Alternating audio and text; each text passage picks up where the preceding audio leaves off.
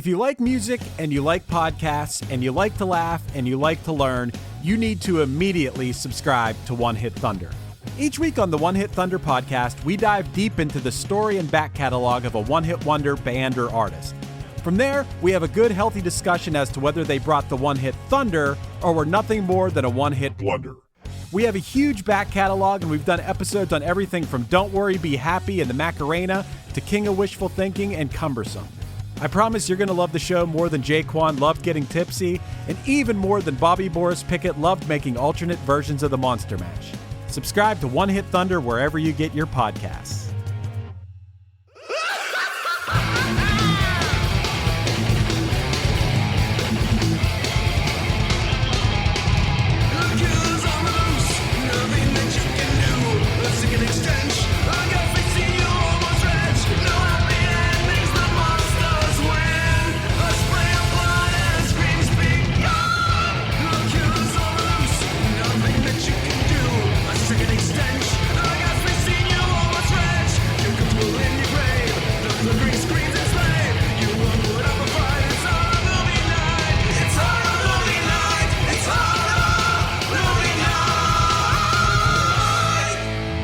Hey everybody, and welcome to another episode of Horror Movie Night. This week we are talking about a movie that I subjected the co-hosts to, a little film called Up From the Depths. So, slight little history on my experience with this, why I picked this. Because it's a Jaws ripoff. It's a Jaws ripoff, and I always go for those. I want to say it was Machete Maidens Unleashed, but one of the documentaries from that group of guys. That sounds right to me, because this was filmed in the Philippines. Yeah. So that was all about the Philippines. It was that. So I was watching Machete Maidens Unleashed. I thought, that movie looks ridiculous. Scream Factory was running a sale on their Blu-rays, and I think the Blu-ray for Up From the Depths was like $10 or less. So I was like, all right, I'll take a risk on that. Fuck, I would have bought it for $10. Yeah. And you wouldn't even had to have ketchup sandwiches. Yeah. So I bought the Blu-ray and I watched it. I actually watched it for the very first time with Brian. I forget where it is. You'll dig in if you dig back enough into the catalog. There's a point where I reference this movie and Brian thought that I had picked it for the show already, and he's like, wait, so you just watched that on your own? Like, he was so baffled by it. Us too. But I watched it, and I remember thinking, nah, we can't get an episode out of this. But then I was watching Machete Maidens Unleashed, and it's going to come down to something Kyle said. I'm realizing that they were showing outtakes from the movie that had a lot of close-ups of the fish. Oh. And I was like, oh, man, this thing looks ridiculous. Let's whatever. It's under 90 minutes. I'll take a swing on this. Then so I'm watching it, I'm like, oh, they barely show this fucking thing. Yeah, but that's the thing, is that this movie got, like, Corman was pissed when they so it was edited. So yes, and he re-edited it to make it a serious horror movie, and so probably that's where that's coming from. So that's what the problem is. So the way that it was broken down was that the director of the movie said that he showed up in the Philippines and was furious at how shitty the fish looked. Yes. Like, he's like, we had hired a team in the Philippines to make it. They made this horrendous looking fish. They make like a parade float. So he's like, I feel like if I remember the trivia correctly, didn't he say that they were all depressed? Yeah, he was like, they were depressed. But he's like, they gave us this just a weird way of putting it. That's an odd way to describe But he's like, they gave us this googly-eyed garbage. And he's like, so I just leaned into what we had and was like, all right, fuck it. We're going to shift it a little bit and make it a comedy. Mm-hmm. And he's like, we shot this comedy. And then I sent the final product back to Corman. And before I was home from the Philippines, Corman had already re-edited it back to be a serious horror film and was like shipping it out. That really tracks with what he was all about. There are a handful of moments that I can see where this could have worked as a comedy. There's one interaction specifically where I was like, if this movie had more of this, I would like it. And it's the scene where the fish is attacking in the water and it's pandemonium on the beach and it's the husband and wife. And she's like, but the fish. And he's like, but we're on land. And she's like, but we've got to run. And he's like, but honey, fish can't run. And then they just have like a loving embrace as the music swells. I'm like, if the movie was like acknowledging the absurdity of something like Jaws, where it's like, well, just don't fucking go in the water. Like, Yeah. like But there's problem solved. that whole scene is crazy because even before the people say that, there are people just running everywhere Yeah. towards the camera, knocking over tiki torches and stuff. Yeah. And even, I mean, this was my first watch, Yeah. last watch, obviously. And I just thought, why? Yeah. Why are you expending that energy? You could just stand on the shore and watch. Yeah. You know, like Right. if I was in that position, if this was a real event, I would have been like, look at that monster fish. yeah. You know, Yeah, scope it out. Like, man, that thing looks huge. that is a once in a lifetime experience because they're gonna blow it up eventually. The other thing that's worth noting about this movie, and we've talked about this a bit over the last year, but this is like ADR the movie. There's not No a kidding. single. But the first girl, the first victim, it sounds like whoever ADR'd her voice was like speaking phonetically. Like it is Yeah. the most awkwardly paced delivery of sentences I have And ever witnessed. It makes me think that the actress actually got drunk on the wine on the boat that was just in glasses on the boat. And then this actor had to come in and try to ADR a drunk woman's slurs. Or it was Roger Corman speaking in a high voice. Oh, shit. Yeah. It could have just been Raj. Yeah. You know what? I like I'm how open.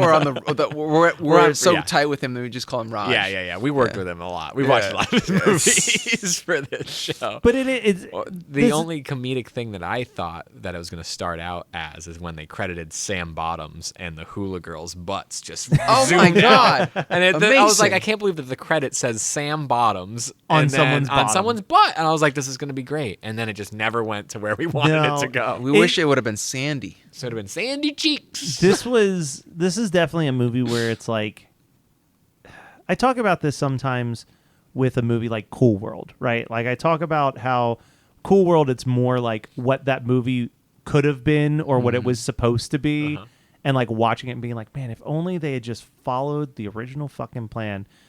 And I feel like I would love this movie so much more if they just showed this fish all the time. Yeah. Like show how shitty it looks. Just lean into it. And it sounds like that's what the director wanted to do. And in my memories, I was like, yeah, you get to see how shitty that fish looks. Like this will be fun. Because that's half of what makes Last Shark so enjoyable is that shark prop is just not up to snuff in the slightest. I mean, but we just watched Loch Ness Horror, in which they then decided that the creature could go on land.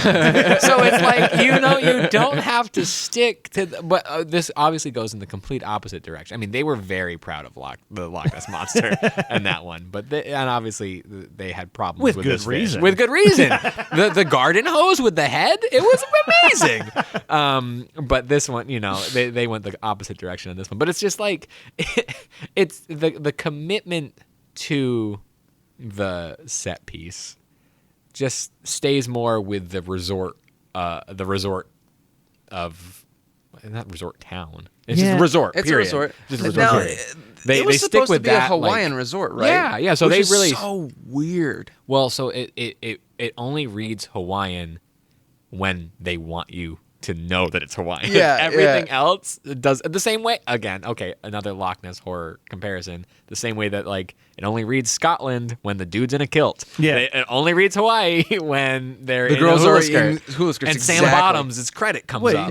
you're saying that the very stylish pink jacket that the one guy wore throughout the movie All right, didn't no, scream you're right. Hawaiian to Excuse you? me, you're right. That is Man. the resort manager, and it seems very Hawaiian. That guy. So That dude's out of control. I guess that's the only other comedic thing, but again, it lands. No, it falls so here the thing flat. is, I think that there are so many segments and references that Corman couldn't scrub out the humor of this. No. Like it's very obvious if you read the IMDb trivia or you even read the wiki and then you watch this movie, at least there's some sort of grounding that you can kind of understand that. I should have read that. Yeah. Well, you were busy with your Doritos. I was fucking very busy. Yes. Which I feel like you can get an entertaining watch out of up from the depths. Only if you remember. Oh, I mean, At entertaining least watch your you 90, can have. your Yeah. 90 minutes No, are well spent. Our watch was great. I should say yeah. our watch was right. It was absolutely perfect. Me trying to remember and talk about any of it today is a struggle. is a yeah. struggle. I do want to point out, as we've called out some letterbox stuff here. I just for comparison. Mm-hmm. So for Loch Ness Horror, Yeah. Kyle threw that 1.5 stars. Yes. For last week's episode, Brain Scan, he threw that bad boy 2.5 stars. Up from the depths, right in the middle. Yep. 2 stars. Yeah. 2 stars. 2 stars. He was still high when he did the letterbox. Correct. Correct. I was full. I was very full. Oh, sorry. I was wiping the Cheeto dust on my pants. We're a family show. I saw that. I'm Cheeto like, dust. I even said the wrong word. yeah. I saw that and I was like, I don't even know if I would give this 2 stars, and I picked it. We just had fun fucking watching it. And Carly, I mean, look, Carly also just loves an aquatic horror and underwater adventure, or what we call underwater adventures. Yeah, no, and I'm right there with her on that. Yeah. And this was still. Did you realize you're married to Matt? There's the ring. I thought you lost it. So there's a question. Yeah. So beginning of this movie. Yes, the drunk captain did sound like Macho Man Randy. Yes, he did. So that's kind of where I'm heading, actually. So drunk captain, not quite yet, but there's this elderly couple who is trying to buy a Tiki totem tiki thing that's Right? not that's not for sale, but they're trying to haggle, and the main-ish character is like, hey, The hero. Call him a hero. Yeah. He's a hero. don't accept anything less than $50. And the way that whole scene played out, it was like 15 minutes after that scene passed before I was like, so he's not in cahoots with the guy selling. Like, it seemed He like is. He is. Okay, you missed the part where so he's like, don't buy it for any more than $50, and then the guy tosses him a Twinkie or something like that. Oh, okay. He tosses him money, and then the older guy and his wife buy him a beer, and then he takes them to the boat. He takes them to the boat with the fake drunk captain who's like, am I pretending too hard? But they had this whole weird subplot that they were going to fleece them for money. Which doesn't make sense because I think they would have paid the full 100 if he didn't say don't pay anything more than 50 on that thing. Oh, but that's what I'm saying is that they wanted the money. Everybody is kind of like on the take on the island because they're like, oh, stupid white. So people visiting. So because I'm like, if he's trying to help out the dude, it'd be like, yo, man, that thing's like worth $400. Right. No. He wants them to give $50 to that guy, get $20 from them, and then take their other $350 for doing the diving training and stuff like that. So random. It's not. It makes sense. If you it's crazy so to random me in the nonsense of this movie. Like it doesn't need to be there. No, it's far too convoluted. Yeah, there's already too many characters at this point. Yeah, and this is early in the movie. Yeah, this is 10 minutes in the movie. We've met because even that old couple sticks around a hell of a lot longer than I thought. Yeah. They are world builders. Yeah, it's crazy. It's an absurd amount of time that is spent with a lot of these characters. This movie was painful to watch for me on the level of Attack of the Killer Tomatoes was painful. Yeah. It is one of the most painful movies you've made me watch. Because... What do I got next? Listen, I know what you guys have next, and it's uphill for a little bit, and with Up From the Depths, I did not know... I knew it was going to be stupid, and I knew it was going to be a Jaws ripoff. But all I knew from it was the Machete Maidens, and we lost all that good stuff. I mean, I feel like this would be a more entertaining watch if we would have had the original cut. Mm-hmm. Because I still would have hated it. It would have been slapstick. It would have been dated jokes. It would have been like watching Airplane. At least it would have been consistent. Exactly. It would have been like what it was supposed to be. Yeah, and we would have seen a lot more of the monster, which is like... I have very simple needs when it comes to monster movies. Literally show me the monster. Yeah. Well, and like I said, I was watching this and being like, why are we not seeing more of the monster? I swear we saw this monster more. And we're like an hour in, and I'm like, oh, no. Yeah. Oh, yeah. It's a little buyer's remorse on Matt's end. Yeah. That motherfucker did not show up. He did not show up for work. Did you guys watch White Lotus? I just watched that when I was visiting Brian in November. I liked it quite a bit. Oh, Megan I did hear loved good it. things about it. Yeah. I did not enjoy it. Did you It's bring Mike it up on White. the show? He did. I'm sure I did. Yeah, okay. I did not. I really... It's was very Wes Anderson-y, which you are not a fan of. So I like Wes Anderson at times. It's Wes Anderson meets really black humor, like ultra dark humor. Okay. And I just couldn't get into it. But yeah, it's like the reason I mention it is because the resort manager in his pink gave me super White Lotus vibes. Yep, I can see that. All right, well, so is that everything that we want to say about Up from the Depths? Yeah, I just had a quote. Don't be asinine, Rachel, but I don't know how it was said or why it was said or where or when, or I mean, I know it was said to Rachel, but speaking of being asinine, don't you have something that you need to mention? Well, yeah, I didn't. This is asinine. See, I'm usually really good about it when we're not together because I'm just like, this is next to me and I'm staring at it the whole time. But I didn't open this, but because we're talking about Jaws ripoffs, fucking Mr. Kelly over here spotted this in the beer cooler. It is called Summer Dollars. It's a sour ale with blood orange and sea salt by Neshaminy Creek, which is it's all Jaws references on the can. Yep. I mean, even without the Jaws references, I didn't even realize there were Jaws references. Yeah. Just the fact that it's got salt and blood orange. It is flavor profile wise already. Perfect. We're talking it's a perfect beer, but because it's also I don't know how I caught that at the top shelf. It was top shelf, like it's sort of it was. Just out of my eye, I'm like, that looks like the billboard from Jaws. Yep, because Jaws pretty much play Jaws and Jaws ripoffs play pretty much on repeat in your brain. Admittedly, I didn't open it up during this recording because Scott already gave me another beer. So, but you know what? But it's here and it's ready to be drunk. There's going to be 15 hours tomorrow where there's a chance. You can say that one for Last Shark. Well, there is Last Shark that we have it for that. I think currently is like a double IPA for, which I again just bought on name alone. So I think no. Never mind. It doesn't matter. This is gonna replace You're just whatever. padding out for time. It's all right. Yeah. This is gonna replace it. It's fine. Hey, do you have an idea for a podcast but don't know where to start? Or do you have an already existing podcast that you want to take to the next level? Well, check out WeKnowPodcasting.com. From concept development to theme music to editing to logos, WeKnowPodcasting.com is a one-stop shop for all things pod. Don't hesitate to hit us up. We're very nice. Then we're ready for double features. I believe we are. So Matt, this is your pick. What's your double feature? I'm going to go with what I think is the most logical movie to go with a movie like Up from the Depths. Another Jaws ripoff. Another one at a resort. Another one that we've talked about on the podcast. Piranha 2: The Spawning.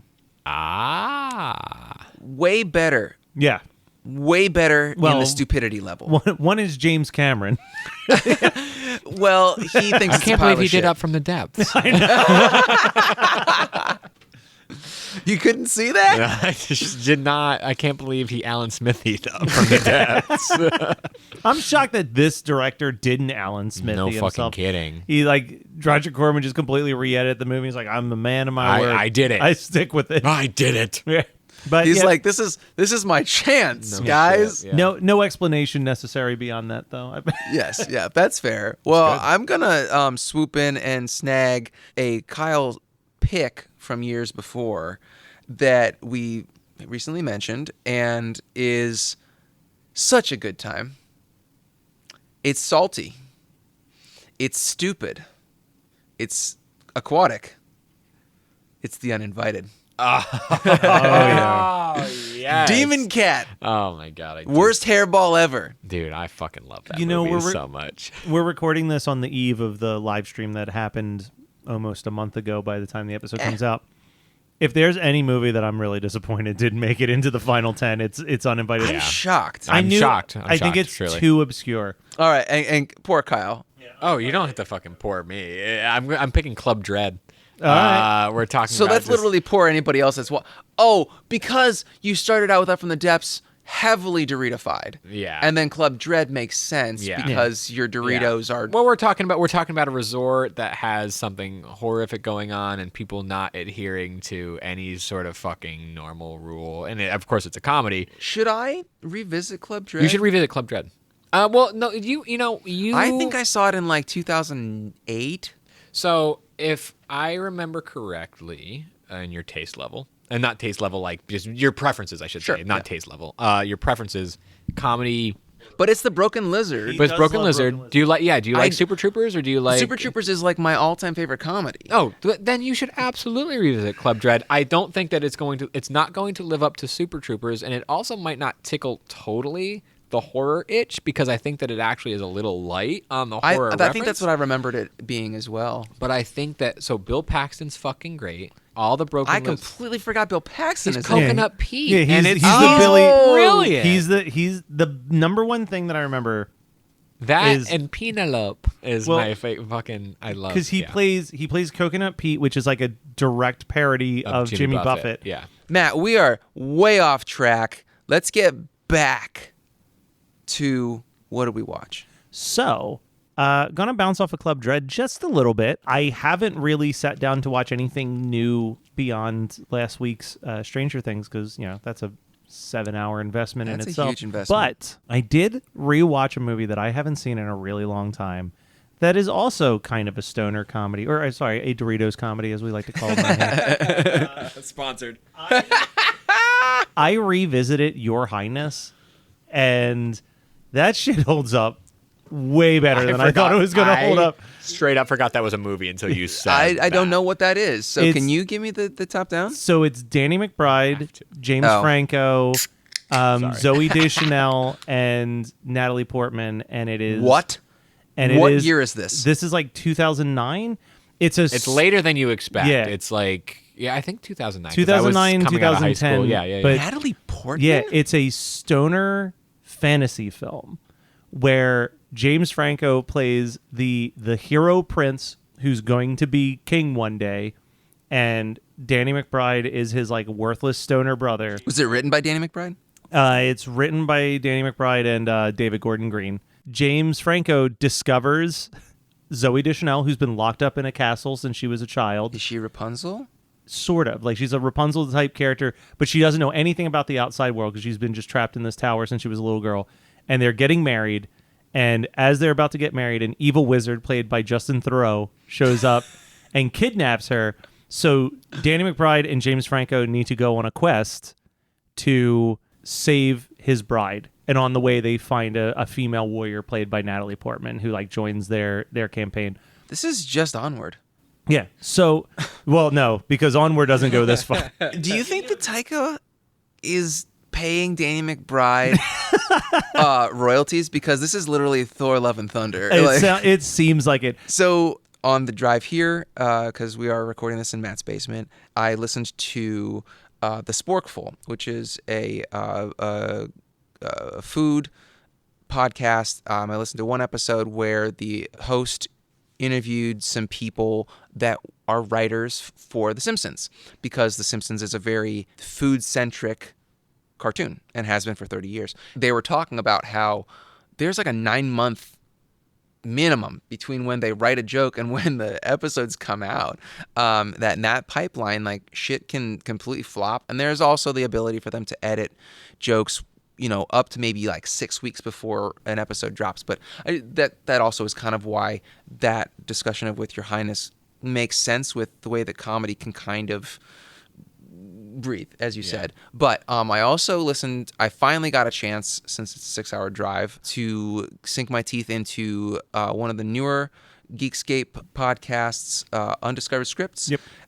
Super great concept. The only thing that I can say is that sometimes I can definitely see why the script didn't get picked up. Yeah. But the podcast itself is great. I think that the acting, the voice acting is fantastic. I think the editing is great.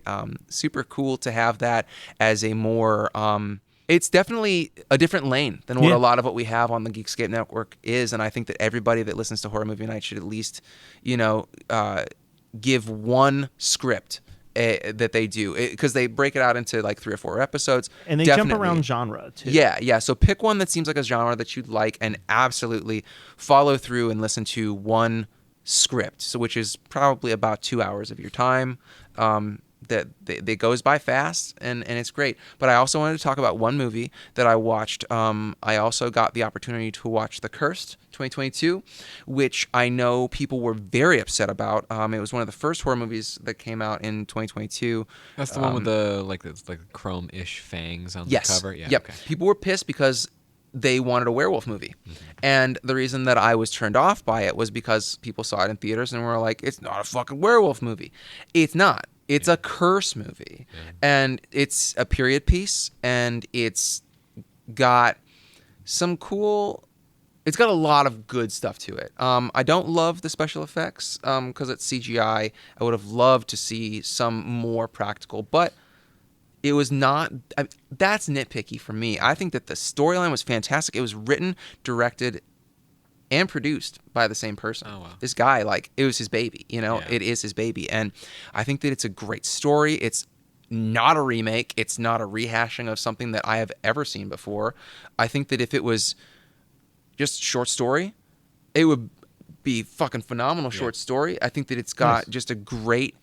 Matt, did you see it? No. Okay, so I'm the only one who's seen it. So I'm not going to give away anything.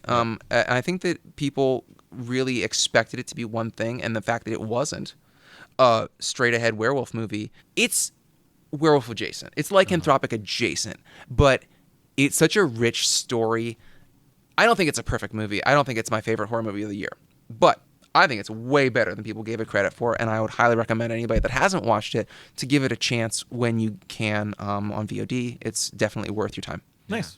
All right, Kyle. I watched the last of the 3 Giallo movies that's in the Forgotten Giallo Volume 4 from Vinegar Syndrome. It's a movie called The Killer Is Still Among Us, and like if anybody knows any Vinegar Syndrome fans, as some of you might be, there's many a group on Facebook that you are not a part of. I'm a part of one, and that seems like a mistake for me already. But you know, they've put out these box sets of Forgotten Gialli, and then everybody, of course, wants to go and rank all the Gialli of all of the box sets and so on and so forth. And I've often seen this one at the top. I'm not giving a shit. I only own one of the volumes, so it's like for me, I don't care where it ranks. Any of them rank in a series of 12, right? I have 3 available to me, and I got them. But this one was just really, really fun. It's like, it's not, I mean, there's some over-the-top stuff and over-the-top content, but at the base of it all, which is the base of any Giallo film that should be good or that people consider good, is the mystery of it. And it's like, this one truly, despite the sort of far-fetched environments in which the mystery takes place, or you know, avenues that it takes place, the mystery was still alive throughout the whole movie, and actually, in fact, until the very end, like there's little resolution to what's been happening, and I thought it was fun because I think a lot of those maybe force an ending or force a conclusion or force a perpetrator. Well, I mean, that seems Red Queen. No fucking shit. Like even the stuff that we, you know, the ventures that we've taken and the stuff that we've watched, really sometimes force a conclusion, and you're just like, okay, sure. I mean, like you got there. That this movie is too good for horror movie night. Yeah. Yeah, absolutely. But again, in my limited availability and time besides watching what we have for the regular show, that was fun. That was a nice delight. So that's what I watched. All right. Well, we got a very short email. There's not even really a question here, but I do want to read it as it is clarification to an old episode of ours. This came in November of 2021 from Jason, and it was titled Halloween 2018, and they are correcting, or I don't know if they're correcting, but they're giving some tip to us here. I was listening to your guys' podcast on the movie Halloween 2018, and you said that the kill of the girl in the window came up was too random. I may be wrong, but isn't that scene showing that he's following the same path and killing people in all of the houses that he did in the original movie? I remember that email coming in as well. I thought that was very clever. I remember going to the theater, and then we did the in theaters now, and I have not revisited it. Yeah. But that is a great theory and I appreciate that I want to appreciate the movie more. So I'm going to believe that they did that intentionally. They just didn't flesh it out very well in the script. I feel like, for all of their faults, it is hard for me to say that I don't think David Gordon Green and Danny McBride really, truly have watched the first Halloween movie obsessively while writing those movies. So that would totally check while writing out. Halloween 2018. Yeah, I feel for like sure. they kind of winged it a bit on Halloween Kills. And I mean, I'll still watch Halloween Ends and hope that they... Hey, fingers crossed, man. Hey, maybe... I think that people don't understand that on this podcast, we want modern horror to succeed. Yeah, we do. We want it to be do. good. And then we're disappointed when it doesn't. Yeah. No, that is True. It's the reality. Yeah, like it. But that's with everything. You know, like we were talking about comedy for a little bit, and it's like I think comedy and horror are probably the two biggest genres of like so many different subcategories and so many things that are so different from each other. Like, you know, Forgetting Sarah Marshall and like Airplane are apples and oranges to comedy. You know what I mean? And like, I like both of those equally, but I totally would understand if someone who likes Forgetting Sarah Marshall hates Airplane, or like this guy, someone who loves Airplane, or like someone who loves Airplane thinks that like Forgetting Sarah Marshall's too slow. Like, you know, like it's like, like I could see both sides of it, because like Airplane and like the Naked Gun movies and stuff like that, like those movies, I love them, but I can see how exhausting they can be. There's like 14 jokes happening per second in a single frame. Sometimes like it's a lot, but like there's no character in those. But Forgetting Sarah Marshall, it's all about the character and making you care about the characters, and then manipulating your feelings to make their pain kind of funny. Oh my god! You. And like think about fucking horror the same way. It's like there's like slasher movies that are so not tame, but just like like there's no story and it's just strictly kill. And then we have what people may call elevated horror, but I think we've talked or not talked about that term. But like there's levels of horror too that are just like so deep and difficult or dense. Unless like Forgetting Sarah Marshall's not dense, but like there's just different levels of that stuff too, and it's building blocks of what people's interests are if they care about this shit. Like nobody's like looking at like the King's Speech and being like, that was formulaic in my you know what I mean? Man, you picked one out of the air, and I'm just like, you better not negate the beauty of that fucking movie. I love that movie. But it's like it's one of those things where it's like that's not the building blocks of anybody's like experience in viewing stuff. And it's like comedy and horror are so much those things to me. You know, it's also like that's why we talk about them and visit them so much. It's so subjective, and that's why you I'm the mean dad of the podcast, because you're like, I hope that Scott doesn't get mad about me suggesting this horror or this comedy. It's because it's so subjective. It is absolutely. I mean, but it's all under the same umbrella. So it's like exactly. that. It's tough, and that's why. And I feel like we've done a good job about this. I know that I try really hard to never express an opinion, no matter how bad I think a movie is, of like, if you like this movie, you're dumb. Because like, who am I to like I hope judge? I didn't. I think I probably did that for Deathgasm. No, but you know what I mean? Like, no, I think generally we give a lot of like we give more leeway than some of these movies deserve. Shit though. Shit. I but remember, it's because there's a enjoyment, I think, that at least we all have just in talking doing about it and it. talking about it, even if it's not something that we particularly want to watch again up from the depths. I remember in like a film class one time, a teacher saying like, whatever the worst movie you have ever seen is probably somebody's favorite movie. No kidding. And it's like there is truth to that. So it's like, all right, like being mindful of that. Like, all right, I've seen some movies that I think are just straight garbage. Yeah. And like maybe I can think, oh, man, if that's someone's favorite movie, I don't know how much in common we have. But I don't think that person's a bad person for liking what they like. I might make some judgments about people that like things that are misogynistic. I mean, in horror. I mean, like, I really, sure. I'm gonna be completely honest that I may not say it out loud, but I definitely make and try to I try to like readjust them after I get to know somebody. But like if somebody, like, I'll make a snap decision on somebody if they're like, fucking love Terrifier. I love that scene where the woman gets sliced from the crotch down. Like, you know, like Terrifier is such an awkward one for me because I really dislike that movie, but I love David. He so is much. such a sweet dude. Yeah, I mean, and It makes I hate me to bummed that I hate disparage his it. movie. But- Well, I mean, we're getting the second one soon, Yeah, so we'll see what maybe. happens. But I mean, that's just a very recent installment, and I don't know. I want to say the tide is turning with white men who are like, I really love seeing women in. I mean, they say it in as many words, but they're like, you know, I like to see women in degraded positions in horror, Yeah, and hopefully that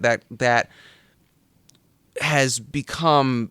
It's not the prevailing notion of what you're getting out of horror. Like titulation in a horror movie, I think is going to be more like something that's a little bit less debasing. I hope. Yeah, so the world of the arts in general is a really tough field, right? Because like being the film fan that I am, like I've had to watch what are, from a cinematic point of view, very important and very well-made movies that should never exist. Yep. You know what I mean? Like Birth of a Nation and Triumph of the Will No are kidding. like these unbelievable artistic and, achievements and yeah. feats that you just like, you're like, I really hate that this is as important to the world of cinema as it is. But it's like I've had to watch those movies in film classes because it's like this is the backbone of this, and that goes back to the music that you like. Sometimes it goes back to the paintings that you like. It touches everything. Yeah. It's like anybody who has a vision and power, which sometimes is people who have visions and powers that are not aligned with or moral, are purely just immoral. Like those. But that does not take away from their ability to craft something with the thing that's in front of them. You know, Birth of a Nation is made on celluloid because they had the power. Like the power and the money is there. But that is also, you can still be a craftsperson with power and money just for a terrible thing. Yeah. I mean, that's how war machines are made. That's how anything is. That's how anything is. Yeah. And it's unfortunate that it still touches something as emotionally charged as the arts. It's tough. It's a thing that I feel like at a certain point you both have to be able to like shut that off in your brain and just be like, all right, I gotta accept this. But at the same time, it's like you also can't be okay with it. Yeah. You know what I mean? Yeah, like yeah, you're like, all absolutely. right, I've got to move past the fact that this was made by a bad person with some real bad takes. Watch it for what it achieved, but still hold on to being like, yeah, that's fucked up. Like Yeah. this movie shouldn't exist. Yeah. Absolutely. I wish that any other human being had gotten here first. I can't believe. Again, like I know we're giving up from the depth a lot of power. a lot of power here.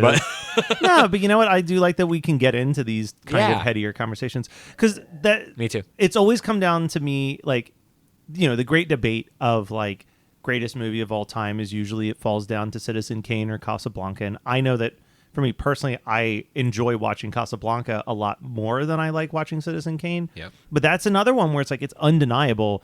You watch any movie that came out before Citizen Kane, and then you put on Citizen Kane, you're like, oh, I understand why this is considered the greatest movie of all time, because it's like no one ever thought to do low camera angles. Right. No one ever thought to do any of this Any of it. stuff. So Any it's of like it. it doesn't have to be. That's why I hate when like, you hear the hot take of like, that's not the greatest movie of all time. It's so boring. And it's like, well, yeah, because you're watching it with 100 years worth of film that have come out after that No kidding. point. But like if you take the context of Yeah. the film, yeah, this is fucking brilliant.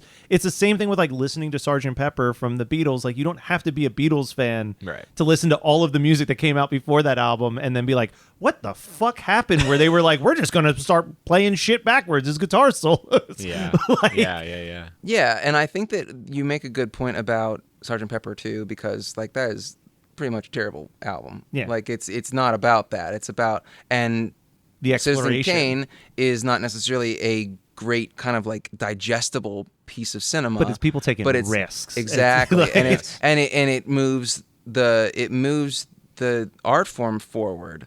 Like that's important. Yeah. But and I think that we've kind of strayed a bit really far from Halloween 2008. Yeah. Well, we were talking about championing films, though, and it's Yeah. like you do want those things to succeed because they do take. I mean, they don't take the risks that Sgt. Pepper's or Citizen Kane is doing, but they're taking risks away from something that we do know exists. Yeah. Like, you know what I mean? They are making jumps and leaps away from what we've been presented to up until that point. So Halloween 2018 is making some choices that is like, we have all. I feel like it's a real of, safe movie, though. Like, yeah. I feel like the, right, and that's the what new you Halloween wanted. movies are super safe, right? And that's what you want, and you wanted more. Like Yeah. that's why Yeah. that's the criticism of it. It's not that it's like completely failed us, but like you're like, oh, but you take the risk, like do the thing. Yeah, Do the you thing got that you're the trying to money. do. Here's the thing: is that Especially something like that. Has Like there's a lot of money behind it, and when you bring the money in, then you obviously are dealing with a lot of people that get their say. Yeah. And so I know this is going to be like a really weird. Ending to the Up from the Depths episode. Yeah, but I we were talking about power, money, and art and all this, and I feel like kind of what the thing about this show that we're always championing is if you love what you're doing, like if you love, if the people, we can always sniff out if it is being done by people that love it, and I think that's. Yeah. Like lower brow cinema is not necessarily going to be as technical. Right. But I mean, like all that shit in Citizen Kane, and I had really probably never put it in words because it's never been a conversation. But, right. Like would we have Evil Dead? Right. Like all the things that Sam Raimi did in Evil Dead with the camera, like technical decisions that he made. Yeah. Would we have them because of Citizen Kane? Now that is where I want to leave it. I don't want to have that conversation. That is a rhetorical question. Well, that's there is one of legit, one of the most ridiculous papers I ever wrote for any class was a music class where we had to pick a genre and deconstruct it. And I kind of did this deconstruction of punk music, trying to break down how like dumb of a label punk ultimately is.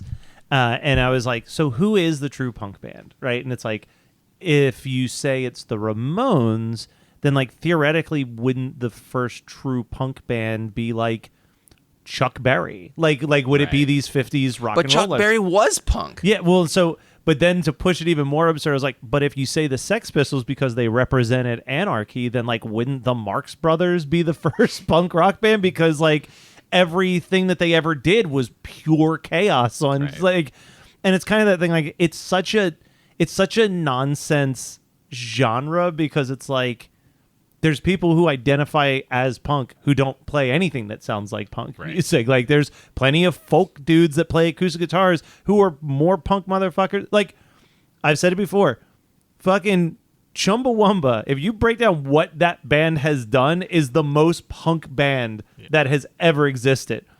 They don't sound anything like anything that would be classified as punk. Like that's, well, we're all over the place. Anyway, send us your hot takes at hmnpodcast@gmail.com. Because we're sending them to you. Yeah, because you'll get one right the fuck back. And, hit up our Patreon, patreon.com/HMN podcast, and all of that other good stuff. We'll be back Thursday with another episode of Horror Movie Night.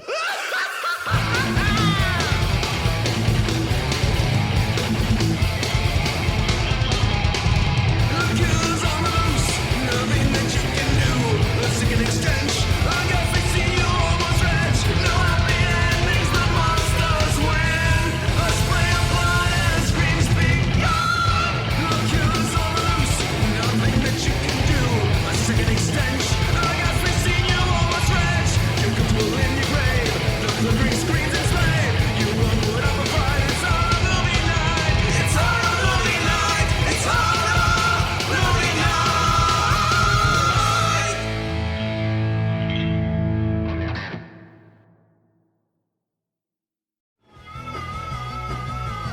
You're listening to the Geekscape Network.